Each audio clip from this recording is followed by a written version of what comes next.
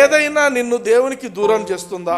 ఈ ఐహిక విచారములు, ఈ లోకంలో సంబంధించినది, అది ఫుడ్ కానీ, ఇంకా యూట్యూబ్ కానీ, లేకపోతే చాటింగ్లు కానీ, ఇంకా ఏవైనా చీటింగ్లు ఏవైనప్పటికీ నిన్ను దేవునికి దూరం చేస్తున్నావంటే వాటి నుంచి ఫస్ట్ నువ్వు బయటపడడం ముఖ్యం. హల్లెలూయా.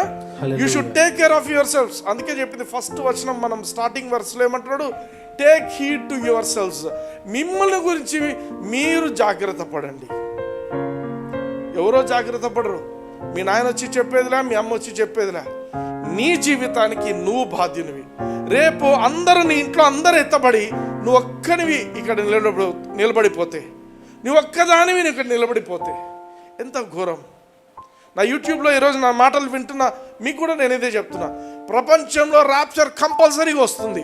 ఆ రోజు అందరు ఎత్తబడినాక నువ్వు ఒక్కడివే మిగిలిపోతే మీ ఇంట్లో నీ పరిస్థితి ఏంటి?